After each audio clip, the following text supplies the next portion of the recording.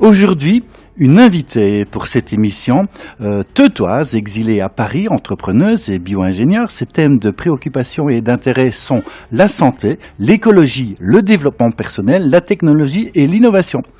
Partie à la rencontre de 23 personnalités belges qui ont un impact sur le monde et font aujourd'hui l'objet de son premier livre, Petit Belge, point d'interrogation. Je propose d'accueillir, chers auditeurs, chères auditrices, notre invité. Bonjour, cher invité. Bonjour Jean-Luc. Comment ça va? Ça va bien. Bien. J'en sens un petit accent parisien peut-être? Ah oui. C'est plus l'accent teutois là. Je peux pas le cacher. Et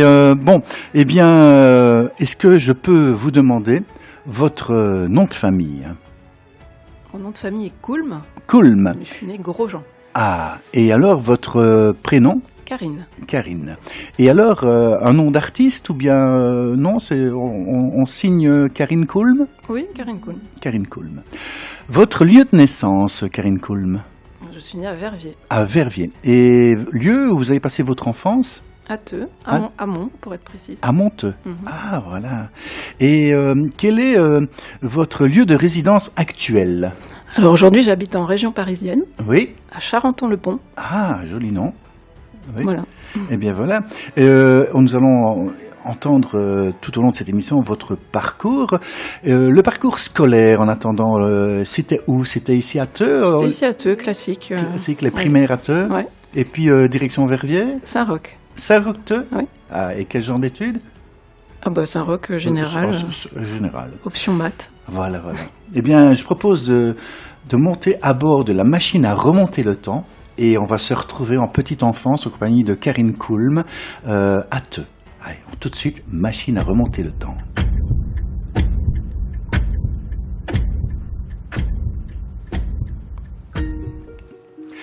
Voilà, Karine Coulme, donc région de Monteux, près de la Grande Route, non? Au bord de la Grande Route. Au bord de la Grande Route, c'est vrai. Maintenant, il y a plusieurs commerces là-bas en dessous de cette fameuse côte de Monteux.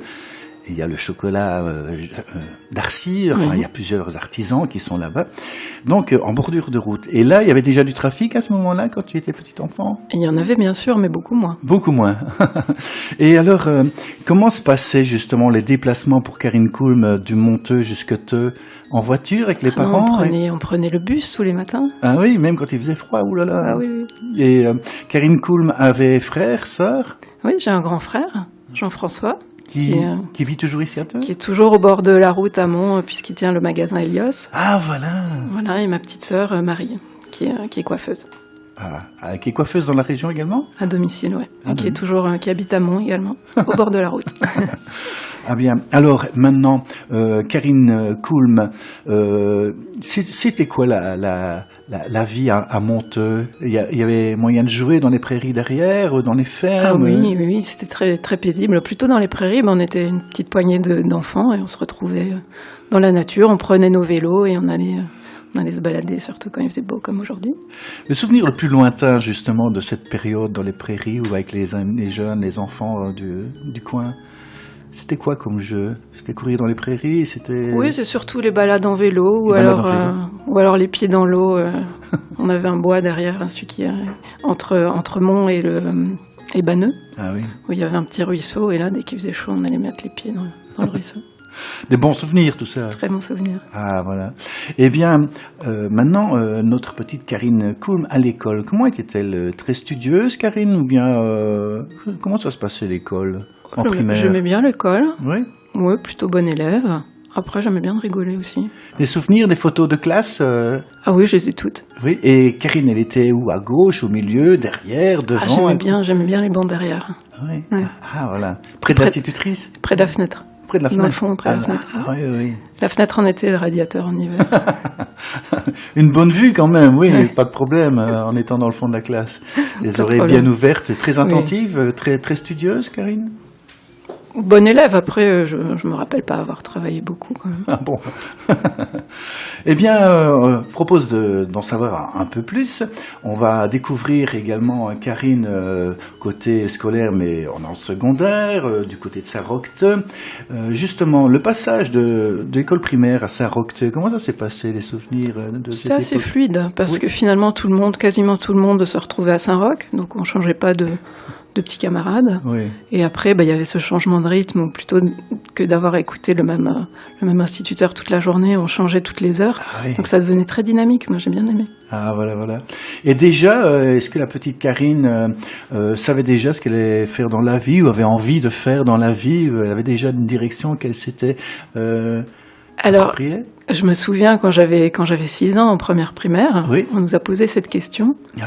Et moi je voulais, d'ailleurs j'en parle dans le livre, je voulais être soit astronaute, soit écrivain. Ah oula.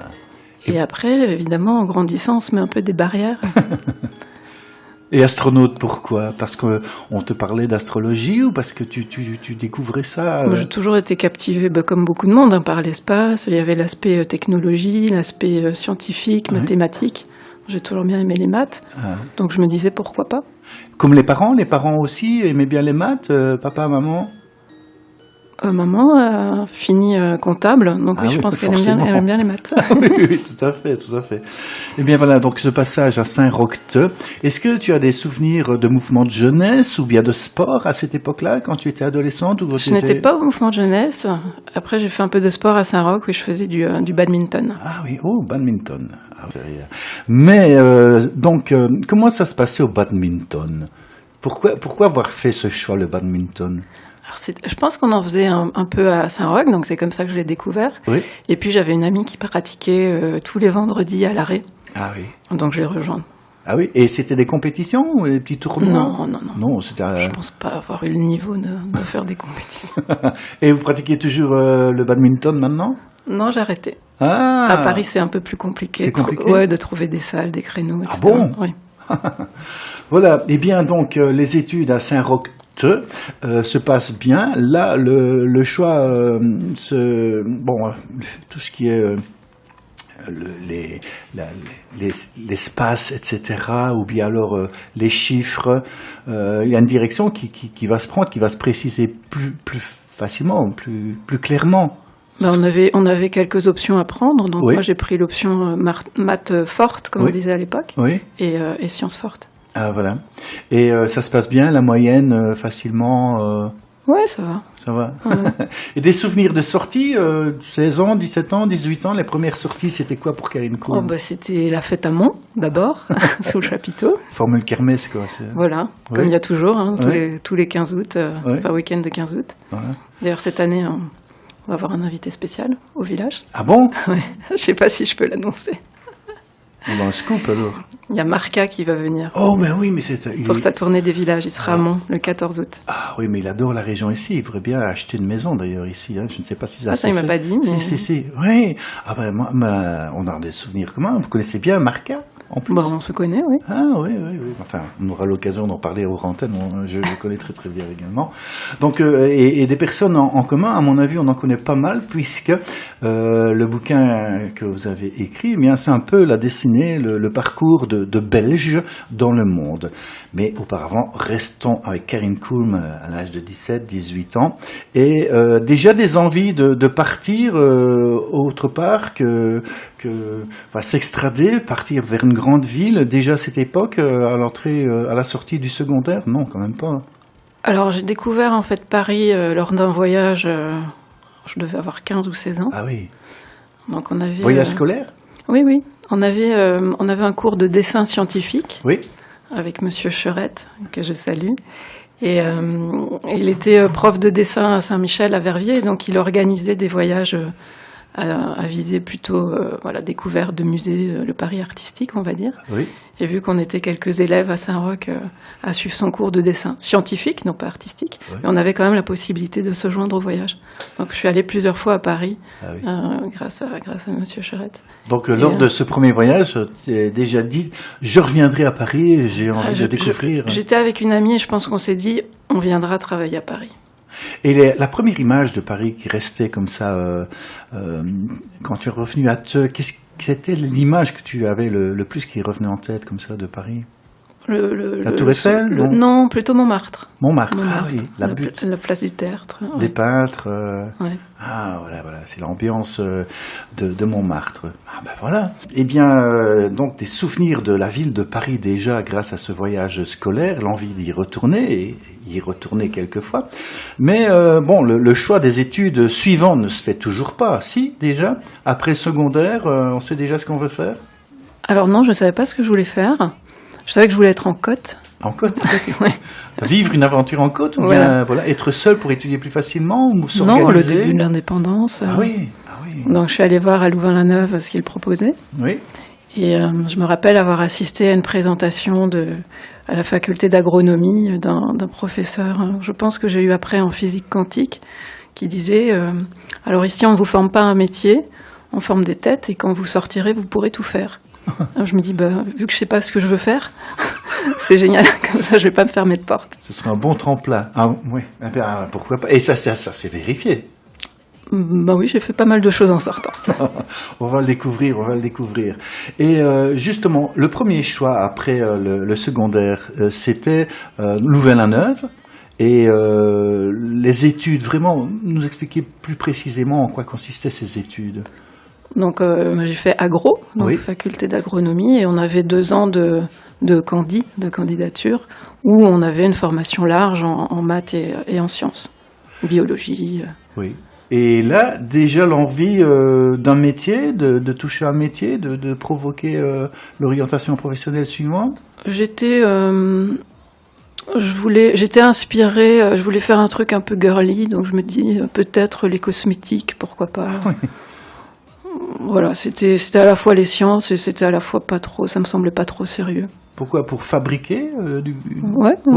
Ah, et produits naturels, il y avait déjà ce besoin d'écologie, cette envie d'en savoir plus sur l'écologie, ou ça est venu plus tard? On apprenait évidemment en agronomie, on apprend tout ce qui touche à la nature, donc c'était déjà là, mais on parlait pas tellement d'écologie à l'époque. Ah ok. Et là, ce sont des études qui vont tenir, Karine Koum, jusqu'à quel âge? Ça dure 5 ans. 5 ans. C'est des études d'ingénieur. Toujours dans le fond de la classe, non? Non, parce que là, les amphis sont tellement grands que si on est dans le fond de la classe, on voit pas très bien ce qui est écrit au tableau. Donc. Et alors là, vraiment, Karine Koum, très studieuse, très sérieuse? Ouais, on est un peu obligé quand même. Alors sérieux, non, parce qu'on fait beaucoup la fête. Oui. Mais il faut quand même bosser pour avoir ces examens. Ouais. Et quel genre de fête? Il y a les baptêmes, d'abord, toute une période. Moi, j'ai pas fait mon baptême parce que ça me semblait un petit peu hard. Mais j'ai quand même bien fait la fête, donc on boit beaucoup. C'est pas la meilleure période de ma vie pour mon foie, je crois. Bon, et avec cette période, en vous disant que à la fin de mes études, je veux faire ça. Oui, je voulais travailler dans les cosmétiques. C'était le but que je m'étais fixé. Ouais. Et puis alors, je vois ici, dans le parcours que j'ai découvert, parce que j'ai fait mes petites recherches, je vois cofondatrice de Emiota, diplômée du master spécialisé Centrale ESSEC. Entrepreneur. Ah oui, ça c'est beaucoup plus tard. C'est beaucoup plus tard encore. Ah ben, moi je n'ai rien entre la sortie de l'UNIF et cette période-là, donc il va falloir nous en parler un petit peu. Ok. Donc j'ai réalisé mon but de l'époque qui était de travailler dans les cosmétiques. J'ai fait mon mémoire de fin d'études chez L'Oréal en parfumerie. En Belgique? En France déjà. En France déjà? Ouais. Ah oui, ok. Bon, je suis partie 5 mois à Paris et j'ai travaillé dans un laboratoire de parfums. Et comment s'introduire dans ce milieu quand on est originaire de Monteux? Comment, même si on a un parcours scolaire et universitaire, comment arriver à s'introduire à Paris, dans une boîte quand même prestigieuse, L'Oréal? Alors oui, il faut un petit peu se faufiler, user un peu toutes les ficelles qui sont à disposition. Donc moi, j'avais un professeur à l'université qui était... je ne sais plus le titre exactement, mais président d'une association cosmétique de Belgique, quelque chose comme ça.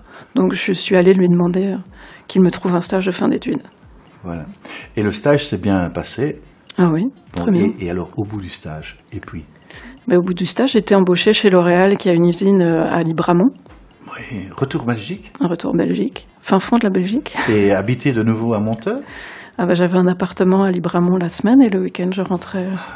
Alors un week-end j'étais à Monteux et l'autre week-end j'étais à Paris puisque j'avais rencontré celui qui allait devenir mon mari. Donc, Monsieur Coulme. Voilà, Monsieur Coulme. Donc je bougeais beaucoup. J'avais plus. Ce n'était plus Mademoiselle Grosjean. Encore pour quelques années, oui, on s'est pas mariés tout de suite. Et lui également est de la partie, il est dans le même milieu aussi, non, il travaille dans les assurances, donc rien à voir. Rien à voir du tout. Ah voilà. Et donc c'est un Parisien. C'est un Parisien, oui. Donc il t'a encore fait découvrir un peu mieux Paris. Oui, j'ai découvert par moi-même. Hein. Déjà, quand j'étais en stage, le week-end, je partais faire de longues balades dans Paris. Oui, oui. Et là, faire du sport, courir à Paris, c'était déjà d'actualité? Non, pas encore. Ah non, mais je cours pas. Hein. Je fais du sport en salle. Ah, du sport en salle, oui, ouais, toujours à Paris quand même. Petite demoiselle parisienne, fidèle à Brel, à d'autres artistes belges. On était donc dans le milieu cosmétique, arrivé à Paris, retour à... C'était où encore? Libramont. Revenir un peu à Monteux le week-end, et puis repartir à Paris encore. Et après les cosmétiques, qu'est-ce qui s'est passé après? Moi, je voulais donc travailler à Paris. Oui. J'ai cherché un job de chimiste, puis j'ai pas trouvé en fait. Ah. Et c'était juste avant le passage à l'euro, le bug de l'an 2000, donc j'ai trouvé un job en informatique. Oui. J'ai cherché à Paris des bacs plus 5 scientifiques pour les former à l'informatique. Donc je me suis dit, je vais faire ça. Et ça plaisait ou oui? Alors, obligé. J'ai signé avec une entreprise. Oui. J'ai déménagé à Paris où je me suis installée avec Monsieur Coulme. Oui. Et puis il y a eu le 11 septembre en fait qui est arrivé, oui. Le même mois de mon déménagement. Ouf. Et donc là, le contrat que j'avais signé a été annulé par la société parce que l'économie. On a pris un coup. Ouais, on a pris un coup et on a commencé par couper dans les jobs voilà, c'était en informatique, on travaille beaucoup avec des sous-traitants en fait. Donc tout ce qui était sous-traitants et fournisseurs de services en ont vraiment pris un gros coup. Alors, entrepreneuriat, c'est tout de suite? Non, pas encore. Non, suite à ça, j'ai quand même retrouvé un autre job, un peu par miracle, hein, parce qu'à l'époque, on cherchait encore les jobs dans les petites annonces en fait. Et je me rappelle qu'on était passé de plusieurs pages d'annonces à 3 ou 4. Mais bon, j'ai été en entretien, j'ai quand même décroché un job en informatique. Et puis, un des commerciaux de la boîte dans laquelle je travaillais est parti pour monter sa propre structure. Et il m'a dit, est-ce que tu veux venir avec moi? Et je lui ai dit oui. Donc on est parti, on a recréé une boîte ensemble de services en informatique. Et je vois que tu as créé une boîte dans laquelle tu faisais fabriquer des couettes en soie en Chine. Ah oui, j'ai fait ça un moment. Donc en étant dans cette boîte d'informatique, j'ai quand même travaillé en tant que consultante et je me suis de nouveau retrouvée chez L'Oréal, mais cette fois-ci du côté informatique, à la recherche. Oui. Je m'ennuyais un peu. Et puis je suis tombée sur quelqu'un qui est une amie proche aujourd'hui toujours. Et elle m'a emmenée en Chine. Elle m'a dit, écoute, j'ai un produit génial, c'est des couettes avec de la soie à l'intérieur, on dort trop bien. Elle me dit, il faut qu'on importe ça. Et donc on est parti en Chine. Ah. Ça a été une aventure assez extraordinaire. Oui. Et on a monté un site web et on vendait des couettes en soie en ligne. Ça a été vraiment une expérience entrepreneuriale assez forte, assez amusante. Beaucoup d'expériences professionnelles tout au long de la vie, la carrière de notre invitée Karine Coulme.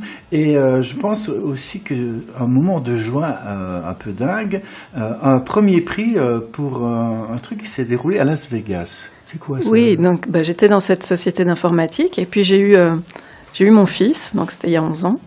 Et en rentrant de mon congé maternité, je pense que ma vision avait été un peu transformée, mes priorités. Et je me suis dit, j'ai envie de faire quelque chose de complètement novateur. J'ai envie de créer des choses qui n'existent pas. J'ai envie de retourner vers ce qui me plaît, donc tout ce qui est bien-être. Et donc, je me suis dit, on va créer un objet qui permet à ses utilisateurs de prendre soin d'eux. Ah. Et donc, on a créé une ceinture connectée. Donc, ça peut faire sourire aujourd'hui, mais à l'époque, il n'y avait pas d'objet connecté sur le marché, donc c'était assez novateur. Et donc, on a été à la grand-messe de l'électronique qui se tient tous les ans en janvier à Las Vegas, le CES, avec un prototype qui était énorme, qui permettait, donc c'était une ceinture qui permettait, entre autres, de mesurer le tour de taille et de se serrer, de se desserrer. Quand et vous avez été invité pour présenter ça à la presse? Alors la presse a adoré, donc c'était très très drôle. Le jour avant que le salon n'ouvre, on était en train de monter le stand et il y a une journaliste du USA Today qui arrive et qui nous dit alors tous les ans c'est moi qui trouve le produit qui va être la star du CES et cette année ça va être vous. Et effectivement, quand le CES a ouvert, on avait la photo de notre ceinture en première page du USA Today, donc c'était assez énorme. Donc un souvenir extraordinaire. On a vécu une semaine, alors sans dormir, mais c'est un souvenir extraordinaire. Ça, c'est pour un des meilleurs souvenirs. Et un des moins bons souvenirs, ce serait quoi? Après, c'est difficile parce qu'on était là avec un prototype et passer du prototype à l'objet industriel, c'est très, très, très compliqué. Donc, on faisait fabriquer en Chine. J'ai eu énormément de galères avec la Chine. Et puis, les smartwatches sont arrivés, donc la ceinture n'avait plus trop de sens. N'avait plus de sens d'être, en fait. Donc, on a dû pivoter. On a fait une ceinture qui rechargeait le téléphone. Et puis, les galères avec les fabricants chinois ont continué. Donc, un souvenir difficile, c'est, par exemple, mon fabricant chinois qui ne me répond plus alors que je lui ai payé des dizaines de milliers d'euros pour qu'il me fabrique mes ceintures. Et Karine qui doit débarquer dans le nord de Shenzhen au bureau pour voir si la boîte... Justicière pour voir si la boîte est toujours là et où sont passés mes sous, quoi. Donc, bon, et ils étaient toujours là. Et puis finalement, ils m'ont livré mes ceintures, mais avec un an de retard. Donc c'était très difficile. Oula, oui. Quelqu'un de très déterminé, Karine Kulm. Bon, je ne sais pas si c'est de la détermination, mais il faut aller quand on a un objectif, il faut mettre en œuvre, il faut être en action, en fait. Voilà. J'aime bien d'être en action et d'avancer vers son but. Voilà, et besoin de... Bon, entre l'école primaire, on a entendu tout à l'heure, et l'école secondaire, il y avait déjà un fameux changement. Karine Kulm était déjà quelqu'un de déterminé, avec des besoins qui ne sont plus les mêmes, ou des désirs, mais je vous sens très, très déterminé. D'ailleurs, pour être entrepreneuse comme vous l'êtes, il faut être déterminé, parce que, bon, c'est pas toujours facile, et il faut tenir bon. Nous allons retrouver Karine Kulm. On est sorti de l'enfance à Monteux, l'école secondaire à Saint-Roch-Theux, et puis l'université à Louvain-la-Neuve, et puis Paris, et puis les premiers emplois, et puis et l'envie d'écrire. Est-ce que Karine Kulm a toujours eu envie d'écrire? Eh bien, comme je vous disais, à 6 ans, je voulais être écrivain ou astronaute. Et on a un peu tendance à oublier ses rêves d'enfant. Oui. Ça, c'est dommage. Puis on se met des barrières, on se met des limites. Alors qu'il n'y a pas de raison. Bon, pour devenir astronaute, c'est un peu tard. mais écrivain, pourquoi pas? Ça a commencé par un carnet de poésie à l'âge de 6 ans ou 7 ans? Ou non, pas spécialement? Alors j'écrivais plutôt, je faisais ce qu'on appelle du journaling. Donc j'écrivais ce que je faisais pendant les journées. Et ça, je continue à le faire. Je pense que c'est très important. Le carnet du jour. Ouais. Ah oui. Écrire ses humeurs. Ah voilà, ses états d'âme, exactement. Les rencontres, un contact intéressant, pas oublier d'eux.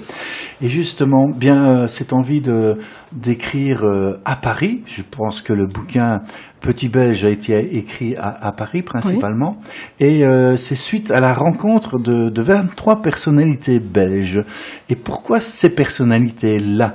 Est-ce que vous les connaissiez déjà avant, ou vous êtes intéressé à leurs histoires, et puis vous avez rassemblé un message à faire passer pour les petits Belges? En fait, ce qui s'est passé, c'est que j'ai voyagé beaucoup en étant entrepreneuse, et j'ai rencontré d'autres Belges à l'étranger, à Paris également.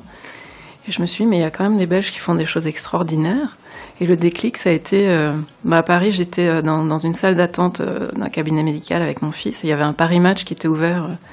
Il y avait une double page sur un serial entrepreneur belge qui s'appelle Günther Pauli, qui est accessoirement la personne qui vend le plus de livres au monde, et dont je n'avais jamais entendu parler. Donc c'est le créateur de l'économie bleue. C'est pas un Anversois? Si, c'est un Anversois. Ah, oui. Et je le connaissais pas. Je me dis, mais c'est dingue. C'est dingue. Donc toutes ces personnes qui font des choses extraordinaires, dont on n'a jamais entendu parler, il y a une anomalie. Donc, en tant qu'entrepreneur, je me suis dit, je vais combattre cette anomalie. Oui. Et qui a été la première personnalité belge choisie Alors, dans le livre, ils apparaissent chronologiquement, en fait, okay. Dans la même chronologie que les interviews. Donc, la première personne que j'ai interviewée, c'est Nadia Mestaoui, parce que je la connaissais. Donc je me suis dit, je vais tester un peu le concept sur une amie, ce sera plus facile. Oui. Et elle a été très enthousiasmée par le projet, donc j'ai commencé par Nazia.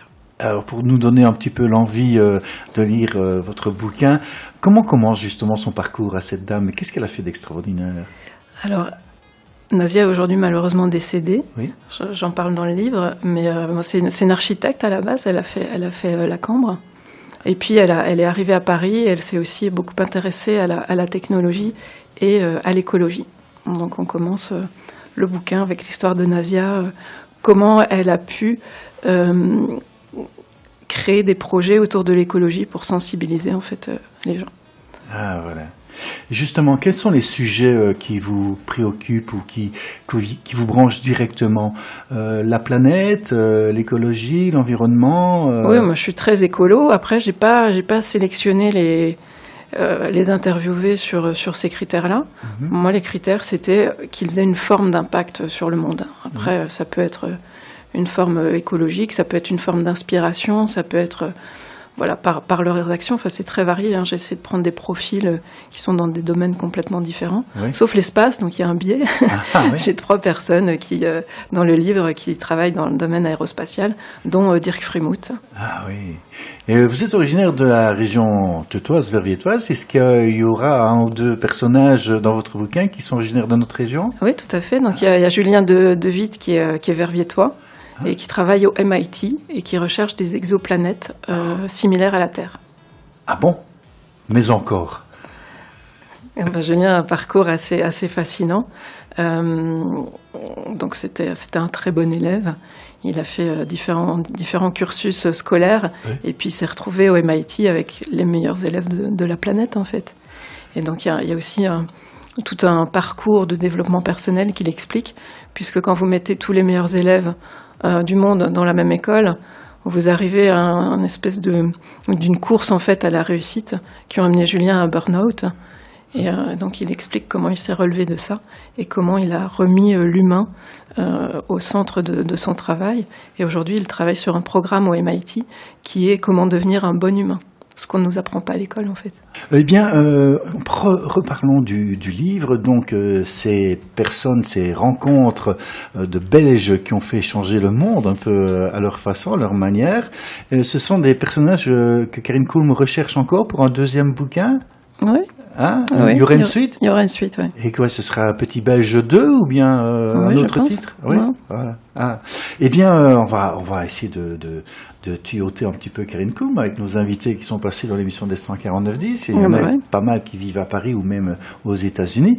Et je voulais demander justement, quelle est la façon, quand c'est son premier bouquin, comment est-ce qu'on approche les éditeurs? On cherche une maison pour sortir ce livre. Comment ça se passe à Paris? J'ai pris la liste des maisons d'édition belges. Oui. Ah. Il n'y en a pas tant que ça. Et puis j'ai envoyé un email en leur demandant s'ils seraient intéressés. Et donc j'ai eu une réponse positive des éditions Jourdan. Oui. Et puis finalement, le livre est sorti aux éditions Rue de Seine, qui est la branche française en fait du groupe Jourdan. Ah ok. Et là, le succès est valorisant, il est gagnant. Tu es contente?